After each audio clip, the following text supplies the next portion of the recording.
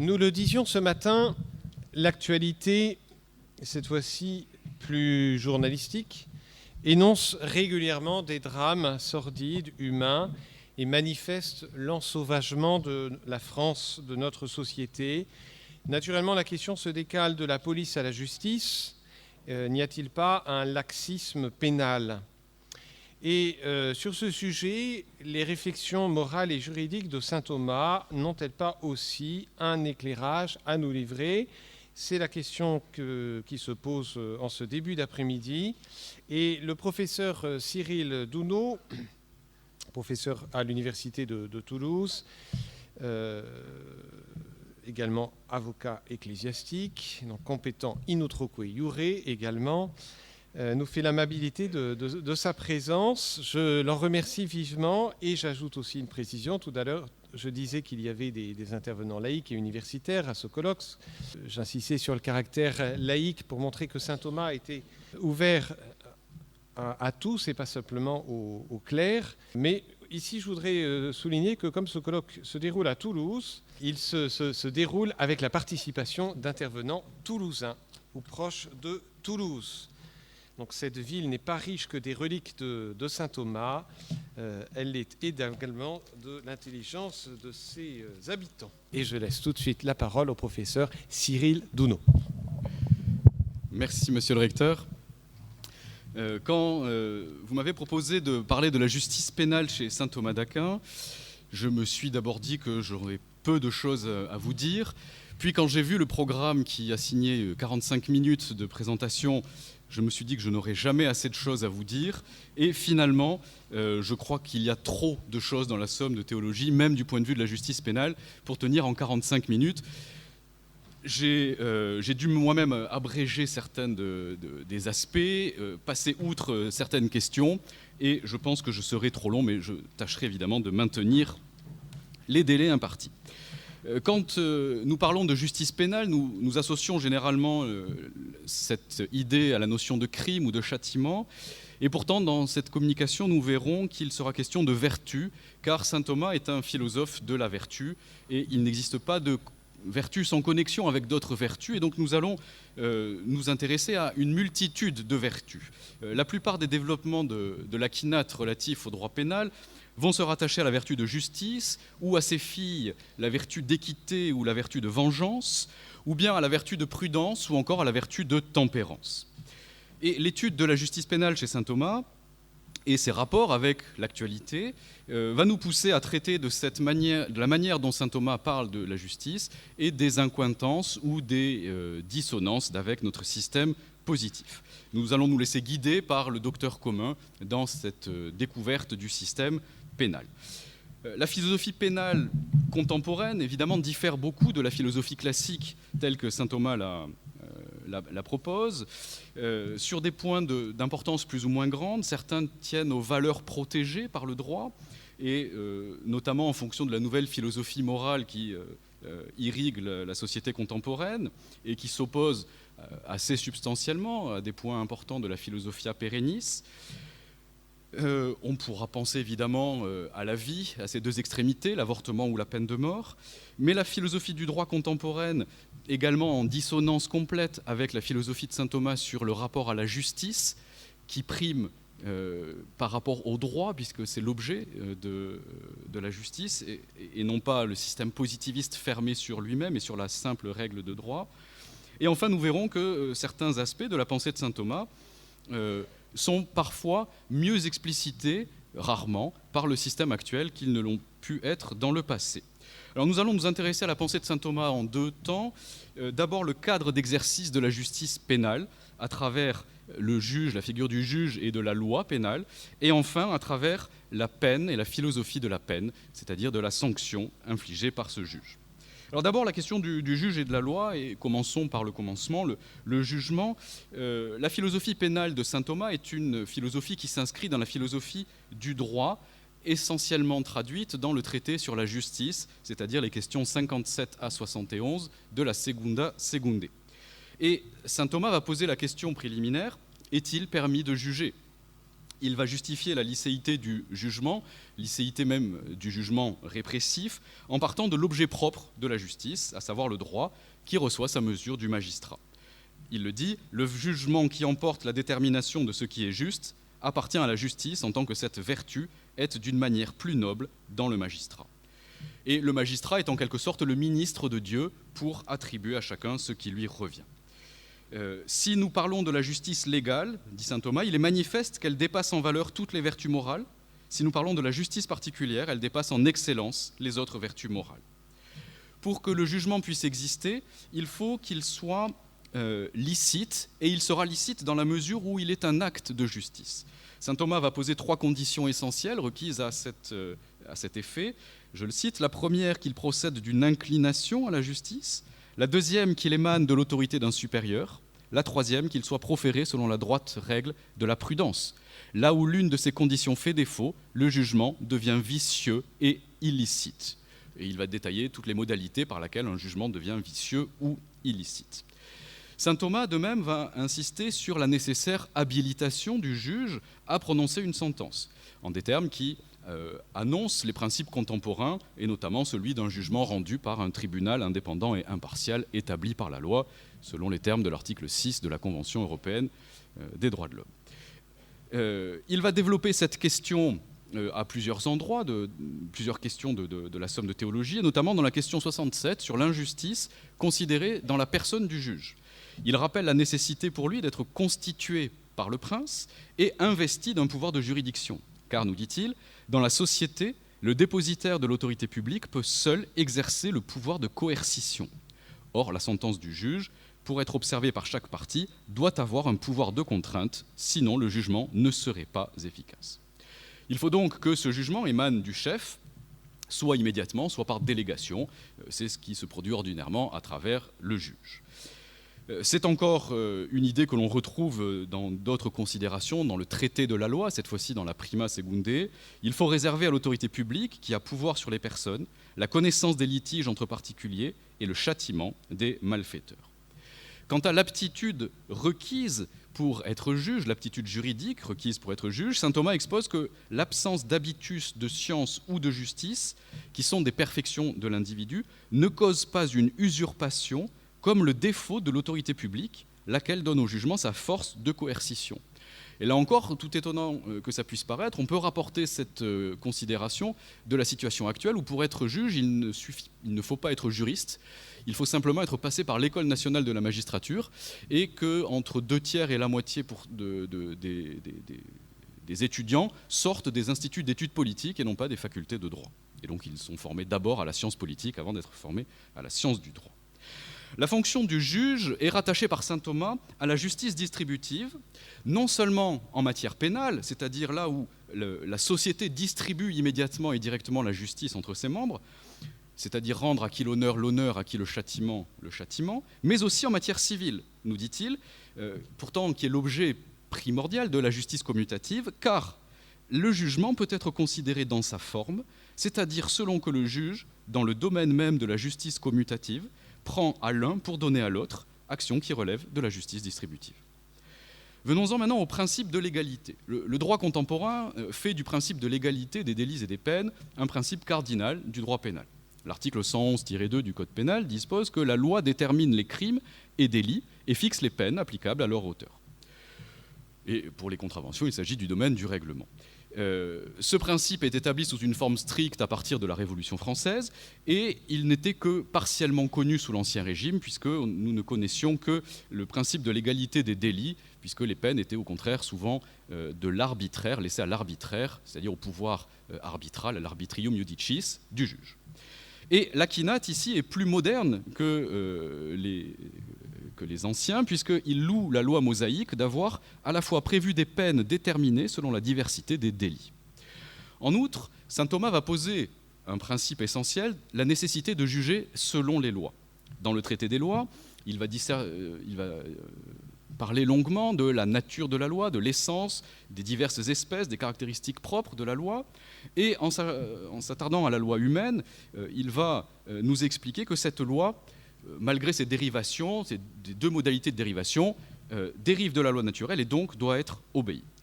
En suivant saint Augustin, il va rapporter l'obligation qui pèse sur le juge de juger selon les lois, et à la suite d'une considération extrêmement riche en philosophie du droit, sur les rapports entre le droit naturel et le droit positif, il écrit ceci en titre de conclusion. La loi écrite contient le droit naturel, sans l'établir, car il tient sa force de la nature et non de la loi. Tandis que cette même loi écrite contient le droit positif et l'établit à la fois, lui donnant son autorité. C'est pourquoi il est nécessaire que les jugements soient rendus conformément à la loi écrite.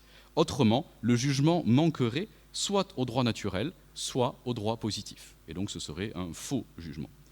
Cependant, et évidemment, saint Thomas n'est pas un positiviste, il ne s'en tient pas à la seule loi écrite, puisque la loi positive doit, par nécessité, être conforme à la loi de nature, au droit naturel, parce que sinon c'est une corruption de loi et ce n'est pas une véritable loi.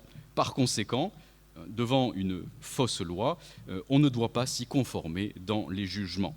A l'inverse, le positivisme étroit dans lequel nous sommes plongés fait obligation au juge de décider selon les lois, puisque l'article 12 du Code de procédure civile, mais le principe est applicable par analogie à la procédure pénale, nous dit que le juge tranche le litige conformément aux règles du droit qui lui sont applicables.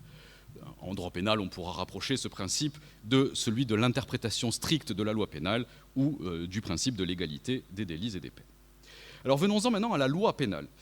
Quand il caractérise ce qu'est une loi pénale, il va s'intéresser à la question de savoir si la loi doit punir tous les vices. Il répond par la négative, en se fondant sur l'argument du moindre mal, c'est-à-dire ce témoignage du réalisme de la pensée politique thomasienne. Ce réalisme tient compte de la réalité de la société et dès lors, nous dit-il, les lois doivent être imposées aux hommes suivant la condition de ceux-ci. Saint Isidore le déclare, la loi doit être possible et selon la nature et selon la coutume du pays. C'est pourquoi il ajoute, dans un considérant assez long, que la loi humaine est portée pour la multitude des hommes, et la plupart d'entre eux ne sont pas parfaits en vertu. C'est pourquoi la loi humaine n'interdit pas tous les vices dont les hommes vertueux s'abstiennent, mais seulement les plus graves dont il est possible à la majeure partie des gens de s'abstenir. Et surtout, ceux qui nuisent à autrui, parce que sinon la société n'existerait pas. Et donc la loi pénale, plus encore que la loi civile, doit être portée, nous dit-il, à un degré de prohibition admissible, c'est-à-dire celui qui permet la survie de la société. Saint Thomas le dira ailleurs, la loi ne peut donc réprimer tout ce qui est contraire à la vertu, elle se contente de réprimer ce qui tendrait à détruire la vie en commun. De même, la loi, grand facteur de réalisme, doit prendre en considération la fréquence probable de chaque sorte d'infraction. Et ici, il va commenter un passage de l'Exode qui punit différemment le vol de brebis, le vol de moutons et le vol de bœuf, en rendant au quadruple ou au quintuple, en expliquant qu'il est plus simple de voler un mouton que de voler un bœuf, et que donc la peine est différente et moindre pour le vol de brebis, de mouton, que pour le vol de bœuf. Quel serait le risque ? Eh bien, le risque, nous dit saint Thomas, serait qu'une loi qui voudrait extirper tout le mal de la société, eh bien, cette loi ferait disparaître en même temps beaucoup de biens et s'opposerait à l'avantage du bien commun nécessaire à la communication entre les hommes. Le législateur doit donc faire preuve de pédagogie. La loi n'impose pas tout de suite à la foule des gens imparfaits ce qui est l'apanage des hommes déjà parfaits, s'abstenir de tout mal. Autrement, les gens imparfaits, n'ayant pas la force d'accomplir des préceptes de ce genre, tomberaient en des maux plus graves. Et il cite l'Écriture sainte à ce sujet.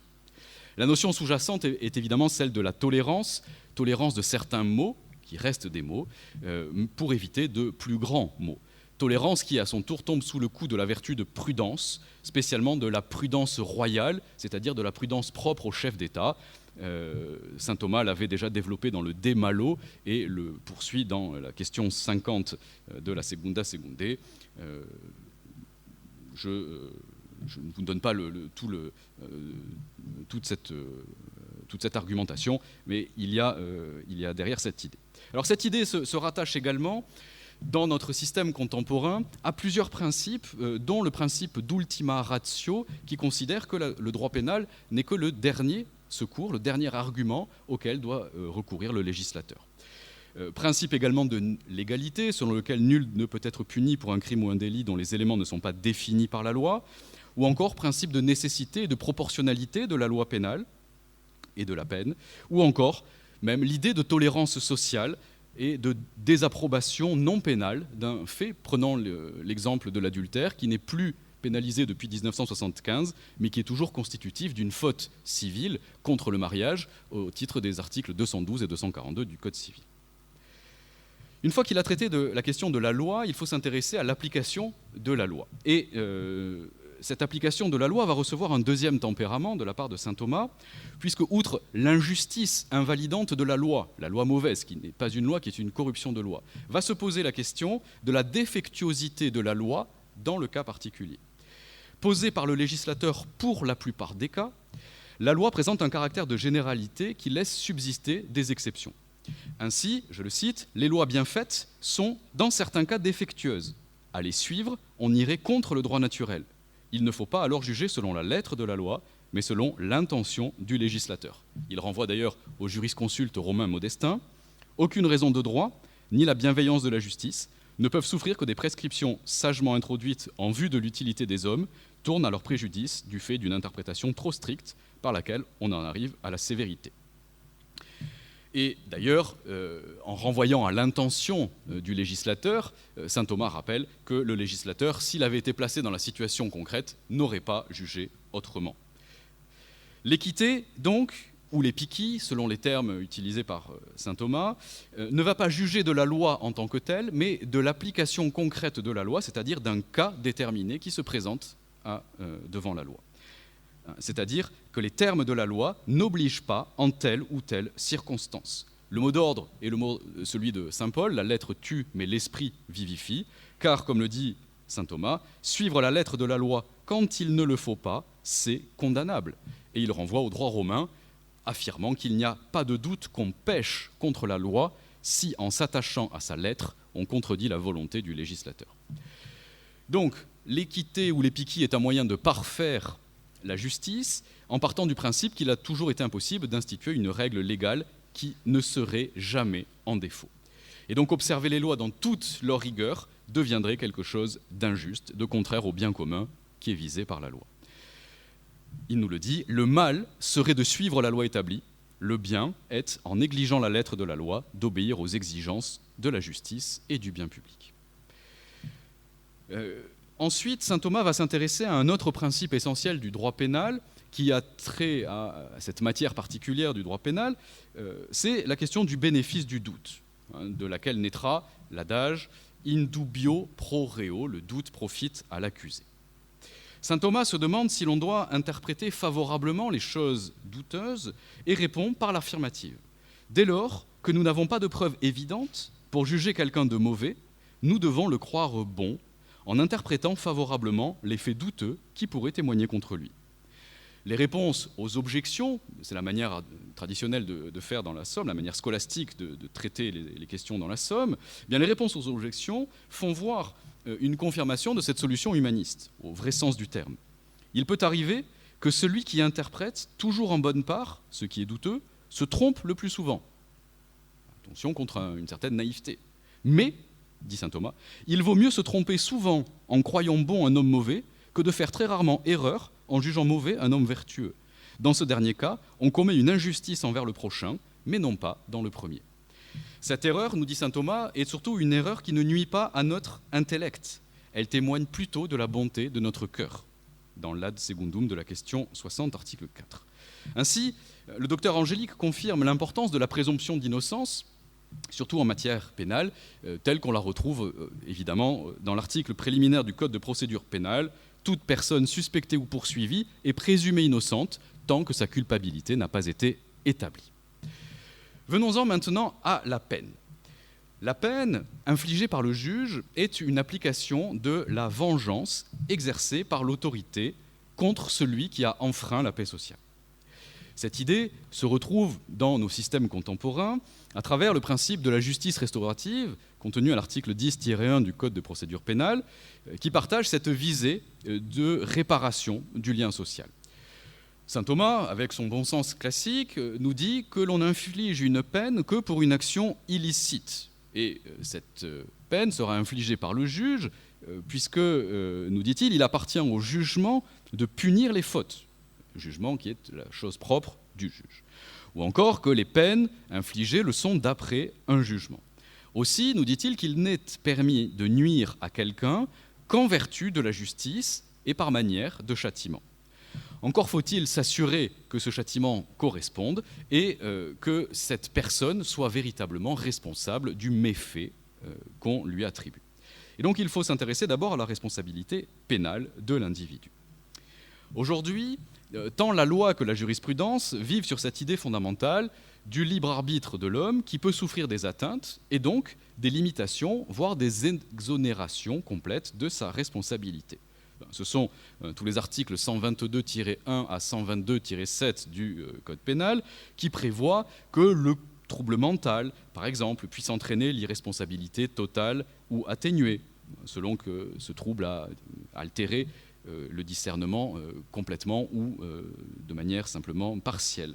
La contrainte physique ou morale, l'état de nécessité, le commandement de l'autorité légitime, l'ordre de la loi, bref, tout un tas de circonstances qui vont empêcher le libre arbitre de s'exercer. Cependant, notre système contemporain est fondé sur une vision kantienne et cartésienne qui pose, nous dit Michel Villet, la présomption grossière d'une responsabilité égale sur le plan de la moralité pour tous les hommes, quel que soit leur conditionnement physique, social, intellectuel. Alors qu'à l'inverse, chez saint Thomas, il y a une richesse beaucoup plus importante, puisque toute la gamme des autres causes qui concourent à l'acte coupable et forment autant de raisons d'admettre, avec une grande richesse de nuances, autant de degrés d'atténuation de la responsabilité morale, se trouvent discernés par la plume de l'Aquinate. Et Villet nous dit « Ni le caractère, ni le corps et l'infirmité, ni même les influences sociales ne sont oubliés », notamment dans l'article 6 de la question 73 de la Prima Secundae. Les relations entre la responsabilité morale et la responsabilité pénale sont étroites, sans qu'il y ait entre elles ni identité ni séparation. Saint Thomas va aborder cette question de la responsabilité à travers la question 87 de la Prima Secundae sur la dette de peine. Comme souvent, la position thomiste est un juste milieu entre deux erreurs. Dans un long passage où saint Thomas pèse l'importance même de l'infraction, il va distinguer 4 situations inégales au regard de la responsabilité de l'individu. Je le cite. Quand même, il s'agirait d'un seul et même acte matériel, c'est-à-dire le premier degré est celui d'une infraction commise involontairement. Alors, si l'acte est parfaitement involontaire, son auteur est exempté de tout châtiment. Le deuxième degré est celui d'un délit commis par ignorance. Dans ce cas, le délinquant était considéré comme coupable pour avoir négligé de s'instruire. Au troisième degré, nous trouvons le péché d'orgueil, c'est-à-dire celui qui était commis par détermination ferme et malice assurée. Dans ce cas, la peine suivait l'importance du délit. Au quatrième degré, enfin, se trouvait le pécheur cynique et obstiné, alors considéré comme un rebelle et un danger pour l'ordre public, il devait absolument être mis à mort. Donc on voit bien cette palette de responsabilité, cette évaluation des différents degrés de la responsabilité pénale de l'individu. Quelle que soit la situation dans laquelle se trouve le délinquant, le juge doit apprécier in concreto le cas qui lui est soumis. Dès lors, nous dit saint Thomas, si la volonté est de quelque façon engagée, mais que le délinquant, toutefois, est agi par faiblesse, notamment sous l'influence de la passion, le délit est atténué et, en toute justice, la peine doit être moindre, à moins, cependant, répétons-le, que l'utilité commune ne requiert une plus grande rigueur, de façon à détourner les gens de ce genre de fautes, pour des fautes particulièrement graves et antisociales. C'est en fait en appeler avant l'heure à la théorie des circonstances atténuantes qui existait dans l'ancien droit, supprimée à la Révolution française au bénéfice de l'application automatique et immédiate des peines, puisque prévue par un législateur réputé infaillible, celui de la volonté générale, et qui n'ont été restaurées en France qu'en 1832. Une fois que la responsabilité de l'individu est admise, il faut évidemment venger la société. La vengeance apparaît comme une vertu, c'est-à-dire en tant qu'elle est l'acte de celui qui exerce une autorité légitime et qui possède une capacité, la capacité droite, de punir et d'infliger une juste peine. La vertu de vengeance concerne toute personne qui doit punir dans de certaines limites, c'est-à-dire qui doit venger une faute. Un père, une mère ou un chef d'une communauté. Comme le fait remarquer le père Labourdette dans son commentaire de la Somme, saint Thomas se fonde sur le fait qu'il existe dans l'homme un appétit de vindicte qui ne peut être vicieux en soi parce qu'il est naturel. Il faudra donc une vertu pour le régler, le tenir dans la juste mesure.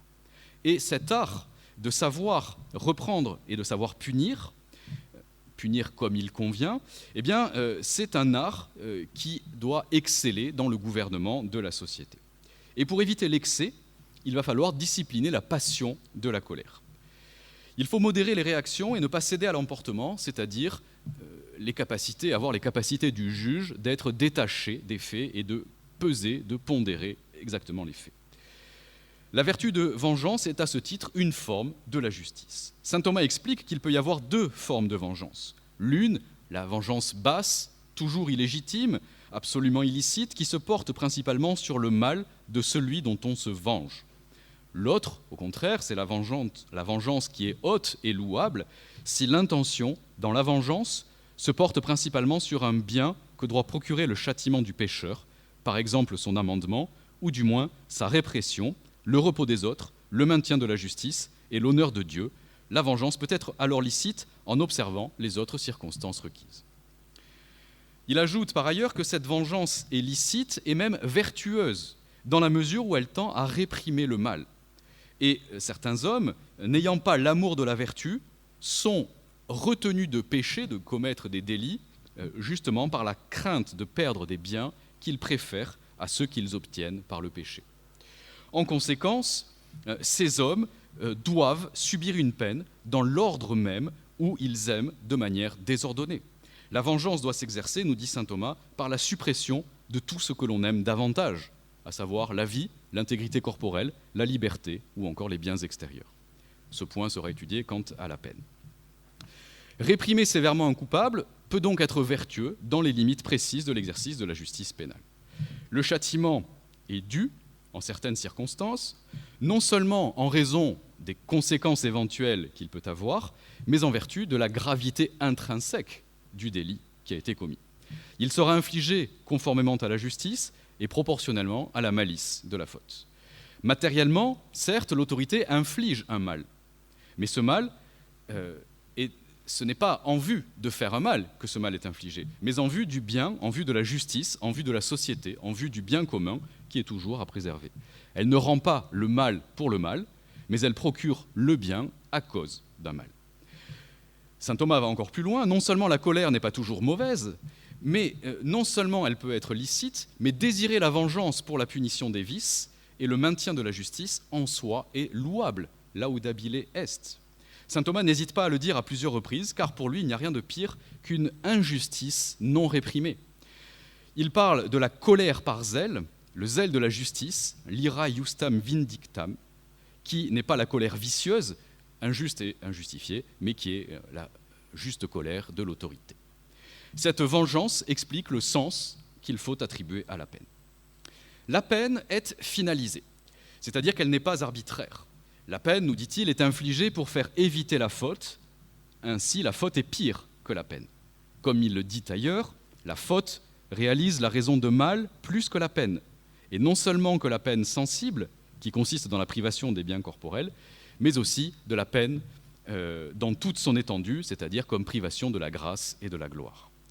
La différence radicale entre la peine et la faute est que, je le cite, la faute est un mal qui rend l'homme mauvais, ce qui n'est pas vrai de la peine, qui au contraire est faite pour son éducation. De même, puisque la faute consiste dans un acte désordonné de la volonté, et la peine dans la privation de l'un des biens que la volonté utilise, on voit que la faute a raison de mal plus que la peine. Et c'est évidemment à la vertu de vengeance de canaliser ce mal social. Alors le sens premier de la peine est de rétablir, nous dit-il, l'égalité de la justice. Et c'est ainsi que l'on peut dire que la peine a d'abord une valeur vindicative. Il s'agit d'exercer la juste vengeance de la société. Le second sens de la peine revient cette fois-ci à considérer la peine comme un remède destiné non seulement à guérir le péché passé, mais aussi à prévenir le péché futur, et à exciter au bien. Car si la peine est une espèce de mal, nous dit saint Thomas, eh bien il considère surtout la fonction médicinale de cette peine, car certaines d'entre elles n'ont pas absolument raison de peine, mais de remède, car les médecins, eux aussi, font prendre des potions amères aux malades afin de leur rendre la santé. Et il dira ailleurs qu'en cette vie, la plupart des peines sont médicinales. De même, en prenant appui sur la législation romaine qui punissait le fils du coupable de lèse-majesté, saint Thomas va distinguer deux niveaux de punition transposables au droit pénal. Le premier, si la peine est infligée pour le péché en tant qu'à la raison de peine, alors chacun est puni uniquement pour sa propre faute. En revanche, du point de vue du caractère médicinal, cette fois-ci, il peut arriver à quelqu'un d'être puni pour le péché d'autrui, que ce soit par Dieu ou par les hommes. Dans un long passage, il va justifier ainsi cette punition pour le crime d'autrui, qui est une exception au principe pénal de la responsabilité individuelle, tel qu'on le retrouve aujourd'hui exprimé à l'article 121-1 du Code pénal, qui rappelle que nul n'est responsable pénalement que de son propre fait.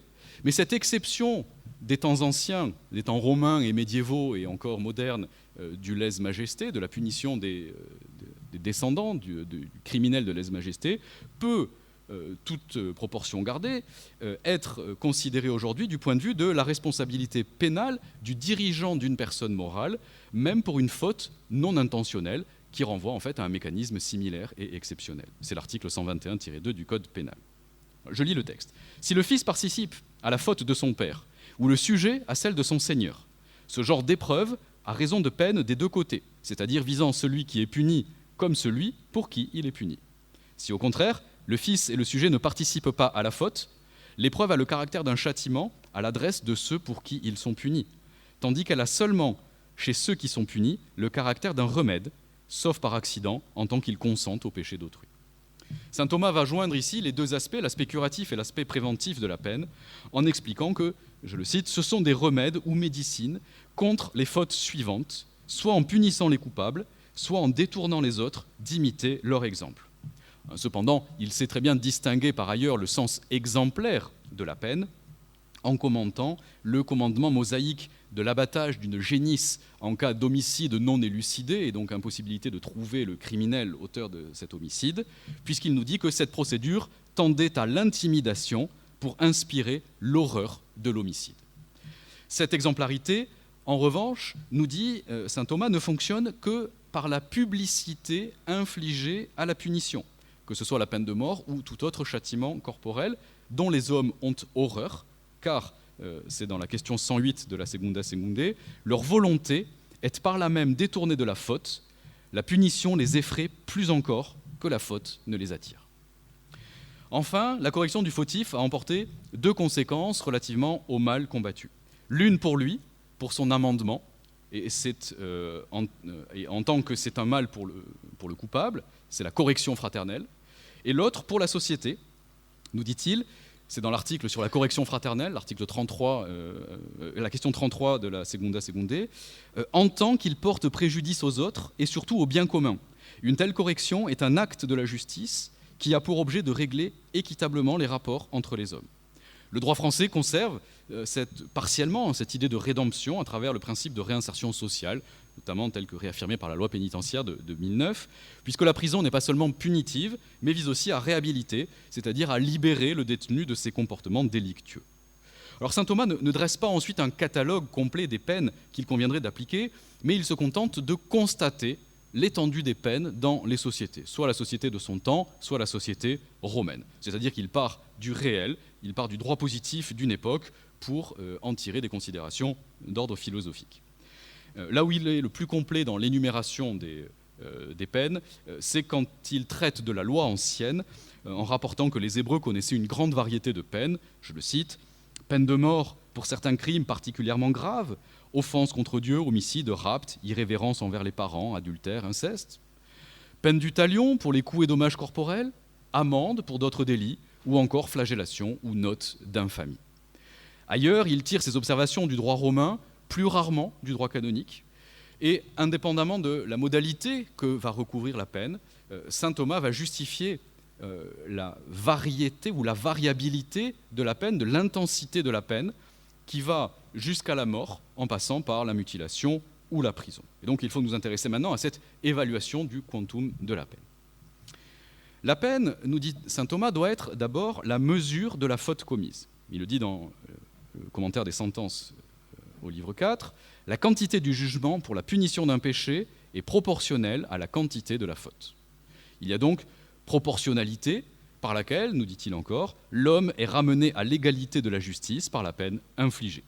C'est encore un principe d'actualité à travers l'article 132-4 du Code pénal qui établit que la peine est individualisée en fonction des circonstances de l'infraction et de la personnalité de son auteur. Principe qui est un principe à valeur constitutionnelle et qui est également valable en droit européen dans la Charte des droits fondamentaux de l'Union européenne. Toutefois, saint Thomas précise, cette fois-ci dans la Somme de théologie, la gravité de la peine infligée ne tient pas seulement à la gravité de la faute, mais encore à d'autres motifs. Il rajoute d'autres éléments, de nouveaux éléments d'appréciation souveraine par le juge. Il va énumérer 4 motifs de pondération. D'abord, l'importance de l'infraction, car si elle est grave, toute chose égale d'ailleurs, elle mérite une peine plus lourde. Ensuite, le caractère habituel de l'infraction, car il n'est pas facile, sinon par des peines sévères, de détourner les hommes de leurs manquements habituels, que l'on pense à la technique de la récidive. Puis, en troisième lieu, nous dit saint Thomas, la vivacité de l'attrait ou du plaisir qu'offre l'acte défendu et qui fait qu'on s'en abstient difficilement s'il n'est pas gravement puni. Et enfin, dernière raison de pondérer la peine, c'est la facilité avec laquelle l'infraction peut être commise et tenue secrète, qui exige que si elle est découverte, les coupables soient plus fortement châtiés pour l'intimidation des autres. Alors venons-en à quelques-unes de ces peines dont il parle plus particulièrement, en commençant par la prison. Saint Thomas va s'intéresser à la prison au titre des injures faites au corps d'autrui. En posant la question de savoir s'il est quelquefois possible d'incarcérer un homme, il va répondre avec son habituelle finesse en nous donnant des principes essentiels sur l'incarcération, de surcroît à une époque où l'emprisonnement n'est pas une peine communément utilisée par les systèmes séculiers, puisque la prison en tant que telle peut être une peine dans le système canonique, mais pas dans le système étatique, où elle n'est qu'un moyen de s'assurer de la personne d'un prévenu, ou bien de faire appliquer les décisions de prise de contrainte par corps. Les arguments contre la prison, nous dit saint Thomas, sont extrêmement forts, puisqu'il est dit dans l'Ecclésiastique que Dieu a laissé l'homme aux mains de son conseil, et que la justice divine laisse l'homme libre de ses mouvements, ne l'empêchant pas d'aller et de venir, et que donc la justice humaine devrait se conformer à cette justice divine qui laisse l'homme maître de sa destinée. Cependant, saint Thomas oppose des arguments rationnels encore plus forts. D'abord, nous dit-il, l'homme qui abuse du pouvoir qu'on lui a donné mérite de le perdre. Et l'abus du libre usage de ses membres mérite la privation de ce libre usage des membres. Ensuite, nous dit-il, la justice divine elle-même, parfois, en citant Job, va retenir les pécheurs d'accomplir leurs péchés. Comme la justice humaine qui ne punit de l'incarcération de certaines fautes que de certaines fautes et non pas de toutes. Et enfin, le droit d'empêcher autrui de mal agir est un droit limité. Quand il s'agit d'une personne privée, elle ne peut que le retenir, nous dit-il, pour l'empêcher de se tuer ou de frapper un autre. Mais en revanche, ce droit est plus complet pour la personne publique, c'est-à-dire celle qui est revêtue par l'autorité publique. Au terme d'une étude de la hiérarchie des biens corporels, saint Thomas va conclure que mettre en prison quelqu'un ou le détenir de quelque manière est interdit, si ce n'est conformément à la justice, soit à titre de châtiment, soit par mesure préventive contre certains maux. La peine de prison préventive, la prison préventive, justement qui n'est pas une peine, fait partie de cette considération thomiste. Ensuite, il va apporter une considération tout à fait importante, en se demandant si un condamné à mort peut se défendre par la force au nom de l'inclination naturelle de l'homme à la vie. Et il répond qu'il s'agit d'une question prudentielle. Si la condamnation à mort est juste, il n'est pas permis au condamné de se défendre. Mais si la condamnation à mort est injuste, alors un tel jugement peut être assimilé à une attaque dirigée contre nous par des brigands. Et on renvoie ici implicitement à la fameuse citation de saint Augustin sur les États sans justice qui ne sont que de vastes brigandages. Donc la fausse décision de justice, la mauvaise condamnation à mort, la condamnation injuste, est un brigandage et peut dès lors donner lieu à résistance. nous dit-il. De même, il est permis de résister à de mauvais princes, si ce n'est peut-être pour éviter le scandale. Et donc, dans le cas d'une injuste sentence de mort, le condamné n'est pas tenu à faire une chose qui peut avoir sa mort pour conséquence, comme par exemple demeurer dans le lieu d'où il doit être conduit à la mort. A l'inverse, l'article 434-27 du Code pénal criminalise l'évasion, quelle que soit la justesse de la condamnation, puisque le système pénal et plus largement l'ordre juridique n'admettent que la vérité judiciaire et refusent toute considération autre, en réintégrant dans la vérité judiciaire les formes particulières de réhabilitation judiciaire, article 782 du Code de procédure pénale, ou de révision d'un procès pénal, article 622 du même Code de procédure. Venons-en maintenant à la peine la plus complète, la peine de mort. Le droit le plus complet en matière pénale ne saurait appartenir qu'à la puissance publique, saint Thomas l'a déjà établi. C'est-à-dire, il appartient à celui qui a la charge du bien commun et non à une autorité inférieure ou soumise.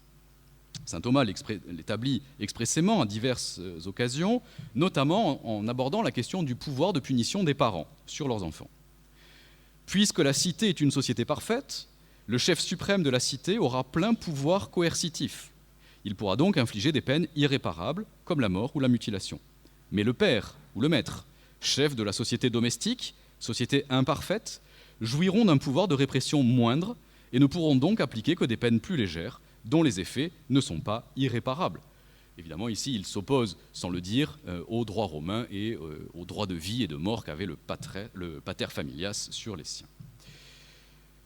Saint Thomas va consacrer un article complet de la Somme de théologie à justifier l'emploi de la peine capitale par l'autorité investie du bien commun. La justification est tirée essentiellement du principe de totalité. Il est permis de tuer des animaux parce qu'ils sont ordonnés par la nature à l'usage de l'homme, comme ce qui est moins parfait est ordonné au parfait. Or, cette subordination existe entre la partie et le tout, et donc toute partie, par nature, existe en vue du tout. Conclusion, si donc quelque individu devient un péril pour la société, c'est-à-dire pour le tout, si une partie devient un péril pour le tout, si un individu devient un péril pour la société et que son péché risque de la détruire, il est louable et salutaire de le mettre à mort pour préserver le bien commun. Il répond par avance, c'est admirable, aux arguments tirés de la dignité humaine. Par le péché de l'homme, nous dit saint Thomas, par le péché, l'homme s'écarte de l'ordre prescrit par la raison. C'est pourquoi il déchoit de la dignité humaine qui consiste à naître libre et à exister pour soi. Il ajoute même que ce criminel, dans les cas les plus graves évidemment, ce criminel se rend semblable aux bêtes. Il tombe ainsi dans la servitude qui est celle des bêtes, de sorte que l'on peut disposer de lui selon qu'il est utile aux autres. Dans la Somme contre les gentils, il va résumer les principales objections contre la peine de mort et réfuter l'erreur de certains hommes qui disent que les châtiments corporels ne peuvent se faire licitement. Il ajoute même « ec autem frivola sunt », ce sont des choses frivoles, des choses de petite importance. Car, nous dit-il, s'il est dit dans la loi « tu ne tueras point », il est ajouté après « tu ne laisseras point vivre les auteurs de maléfices ». Exode 22, 18. D'autres passages de la Somme vont renvoyer à cette question de la peine capitale. La peine de mort, évidemment, par son caractère irréversible, doit être appliquée avec mesure, avec tempérance. Il faut s'appliquer à ce que le bon grain ne soit pas arraché en même temps que livré. Saint Thomas nous le dit, il est parfois possible de supprimer les méchants par la mort, non seulement sans danger, mais avec grande utilité pour les bons. En pareil cas, on peut infliger la peine de mort. Toutefois, le docteur Commun va nous expliquer qu'en cette vie, les peines sont surtout médicinales. La peine de mort doit donc être réservée aux fautes qui nuisent gravement au prochain. Conséquence, la mise à mort d'un malfaiteur est permise en tant qu'elle est ordonnée à la sauvegarde de la société et uniquement dans ce but, c'est-à-dire protection sociale. De là découle le dernier caractère de la peine de mort, elle appartient à celui-là seul qui pourvoit au bien commun de la société. C'est en quelque sorte l'application de la doctrine de la légitime défense, cette fois-ci non plus appliquée à l'individu, mais à la société qui défend sa propre existence contre l'agresseur. La question de la légitime défense est traitée par saint Thomas, très souvent à travers l'exemple de Moïse tuant l'Égyptien, droit de légitime défense contre un injuste agresseur, avec le commentaire de saint Ambroise, celui qui ne repousse pas la violence faite à son compagnon est aussi coupable que celui qui la commet. Saint Thomas va nous expliquer que l'action de se défendre peut entraîner un double effet. L'un est la conservation de sa propre vie, l'autre, la mort de l'agresseur. Une telle action sera donc licite si l'on ne vise qu'à protéger sa vie, puisqu'il est naturel à un être de se maintenir dans l'existence. Là encore, la tempérance est de mise, puisque la riposte doit être mesurée. Dès lors, si pour se défendre, nous dit saint Thomas, on exerce une violence plus grande qu'il ne faut, ce sera illicite. Mais si l'on repousse la violence de façon mesurée, la défense sera licite. Il ne revient pas en théorie à un particulier de mettre à mort, ça appartient à l'autorité publique, sauf ici le cas de la légitime défense, parce qu'on rapporte cette action au bien public, et donc au bien commun. Le droit français n'est pas en consonance totale avec la théorie thomiste, évidemment, puisque s'il prévoit encore la légitime défense à l'article 122-5 du Code pénal, aux mêmes conditions, atteinte injustifiée, riposte nécessaire et modération de la défense, il va refuser désormais la peine de mort contre le criminel. Elle a été abolie en 1981 par le législateur, introduite dans la Constitution à l'article 66.1. Nul ne peut être condamné à la peine de mort, et également interdite par différents instruments de droit international, dont la Convention des droits de l'homme, la Convention européenne des droits de l'homme.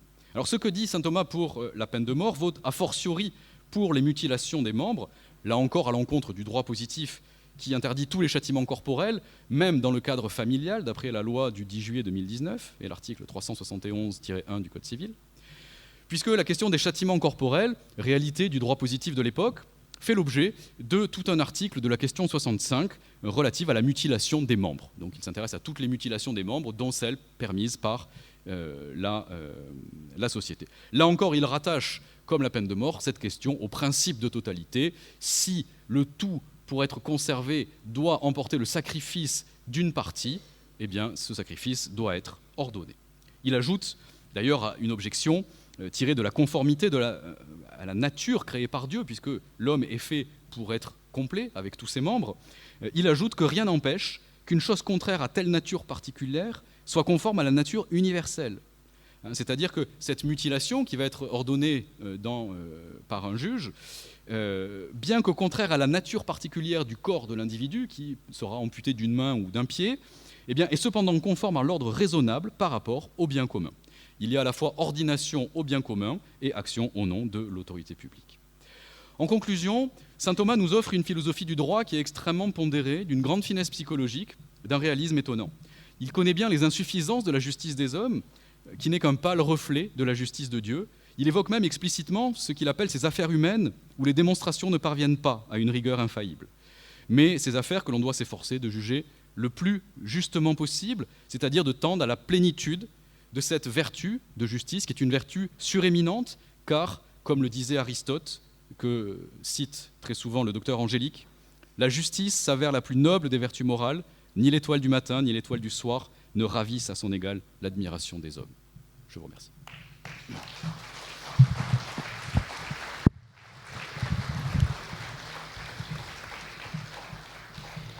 Merci beaucoup, monsieur le professeur. Après la puissance et la docilité aux anciens qui ont été manifestés ce matin chez saint Thomas d'Aquin, on peut noter comme qualité, et vous avez employé le mot une fois dans votre conclusion, la finesse. La grande finesse, la grande souplesse d'esprit, l'esprit d'analogie du penseur saint Thomas, je dirais du juriste qui, comme le terme le dit, s'ajuste à la réalité avec beaucoup de doigté, beaucoup de sens. Alors, avant de passer à la conférence suivante, peut-être quand même une ou deux questions, même si nous avons pris un petit peu de retard.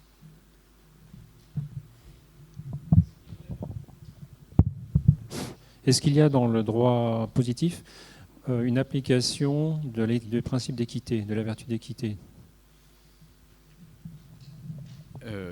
En principe, non, parce que le juge est tenu par la loi et ne peut pas sortir de la loi. Mais vont être réintroduits dans la loi des mécanismes qui vont rendre au juge son pouvoir d'arbitrer, que ça soit par l'existence d'un maximum ou d'un minimum de la peine à donner, que ça soit par d'autres mesures alternatives que le juge pourra ordonner. Donc le droit français ne reconnaît pas et ne peut pas reconnaître l'équité parce que c'est un système positiviste qui postule la complétude de la loi. Et d'ailleurs, le juge ne peut pas ne pas juger au prétexte de l'absence de loi, c'est le déni de justice qui est interdit. Cependant, des mécanismes divers et variés lui permettent, contrairement au juge automate de la Révolution française, le juge Bouche de la loi de Montesquieu, d'appliquer un strict syllogisme en disant il est prévenu de telle affaire, les faits sont établis, il est donc coupable, il recevra telle peine prévue en amont et ne variétour par le législateur. Donc on ne peut pas considérer qu'en tant que tel l'équité s'applique, puisque l'équité c'est véritablement dans le cas particulier ne pas appliquer la loi. Et s'il le fait, parce qu'il le peut, le juge du fond le peut, il sera sûrement censuré, soit en appel, soit par le juge de cassation.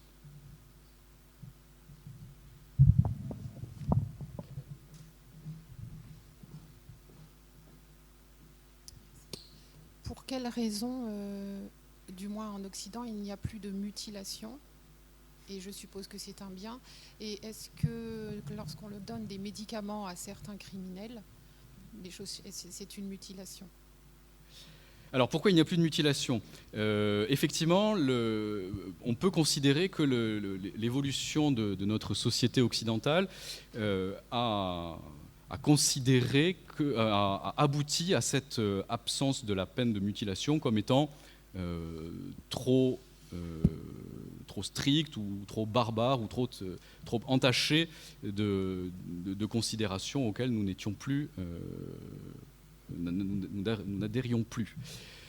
Cependant, le droit pénal, même après la Révolution, a continué à conserver soit des châtiments corporels, soit la peine de la marque, c'est-à-dire d'être marqué au fer rouge, ou d'autres considérations de ce genre.